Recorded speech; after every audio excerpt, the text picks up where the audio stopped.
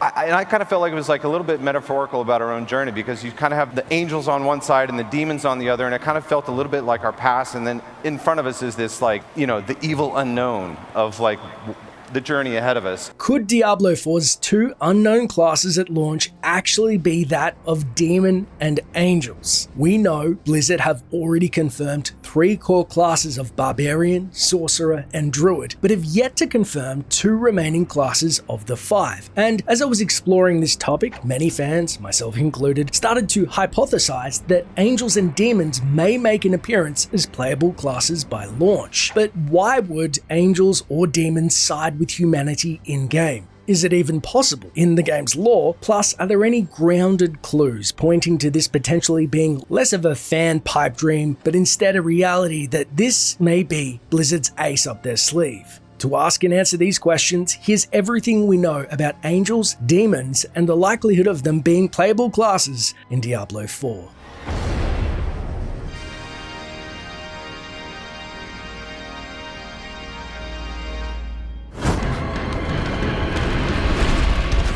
As we know, Diablo 4 is set to launch with 5 classes, 3 of which have been confirmed, and we've seen gameplay, abilities, and skills on showcase during BlizzCon 2019. The official press release states, "These 3 iconic classes honor the legacy of the franchise and exemplify how Diablo 4 builds upon the series' history by preserving the core Diablo fantasy while allowing players to explore untapped gameplay possibilities with fresh inspiration. Players will be able to experiment and discover countless character builds through customizable talent trees and skills, a deep loot system filled with legendary and set items to collect, runes and rune word combinations, and even personalized mounts for traversing the open world." We also know the team have deliberately followed up on the look and feel of Diablo 2 for the aesthetic of character select screen, and that the spacing between the characters is most likely where the 2 other characters will be revealed. Although nothing official is confirmed past that, we do know, however, that the story of Diablo 4 is a continuation of the Sin War, with Lilith, the rogue demon and mother of man, plus there are heavy indicators that their father, the Archangel Inarius, is also set to return.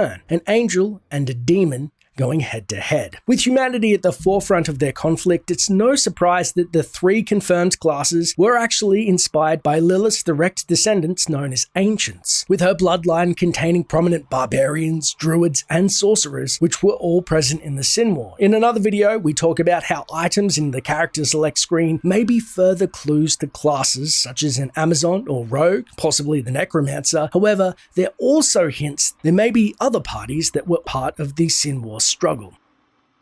Unprecedented to Diablo 4 is introducing attributes for weapons: angelic, demonic, and ancestral power. Angelic and demonic power alter the duration of beneficial and negative effects respectively. Ancestral power increases the chance of effects being applied to another entity. What's interesting here, obviously, is that the 3 powers correlate to the 3 opposing sides in the Great Conflict, being ancestral, which are humans' ancestors, or ancients were the first of the Nephilim, then angelic and demonic powers. As the game is looking to tone down the bombastic action and spectacle creep of its predecessor, so too may we see the Nephilim's powers be greatly reduced. The angel Inarius had achieved this previously during the Sin War, using the World Stone and attuning it so that he scaled their powers back and empowered himself. Having seen the official artwork of him bearing its fragments, it seems he may make a desperate ploy to repeat history. If the Nephilim's powers dwarf that of angels and demons alike, surely both forces of angels and demons would want the Nephilim to be toned down, and of course the developers. Coupled with the darker, horror-filled atmosphere, it seems that players will get to draw on their demonic or angelic sides and not be some unstoppable Nephilim killing machines. So the Nephilim get depowered from demigods, and it seems like angels and demons will once again be viable threats for the player. Plus, the player can draw on the strength of either the Ancients, which is human, demons, or angels. But is the idea of having demons and angels as playable classes a lore-friendly concept?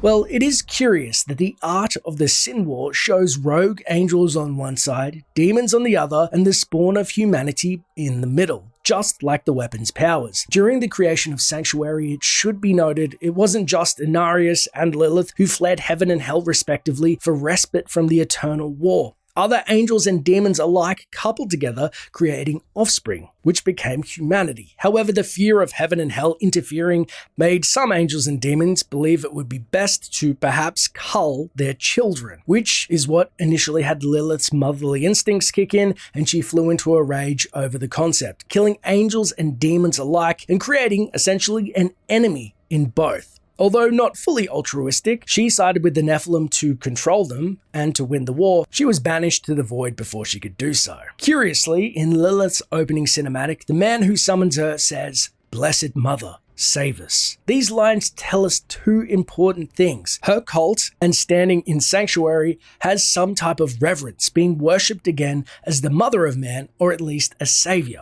But two, to save them from what? As heaven has closed its gates and hell is essentially empty as the primeval was defeated, there is a power vacuum. Many have speculated whether the threat could be the twins Andariel and Juriel taking over Sanctuary, as they've been shown to have already reformed, or perhaps the rogue mad angel Anarius has come back after years of torture, free from hell, and is wreaking havoc on his belligerent children. Or perhaps it is Lilith's own descendants, rogue Nephilim from Diablo 3 growing too powerful and becoming unstoppable tyrants, having her other children summon her, looking to be shielded from their wrath. Whatever the cause, Lilith has gained a seed of power by the events in Diablo 4. Although humanity's memory of the Sin War was wiped at its culmination, demons and angels were not. Surely rogue angels and demons would oppose Lilith, as she would try to again embolden her beloved children to empower them as Nephilim gods, which neither side would want to come to fruition. And you may say,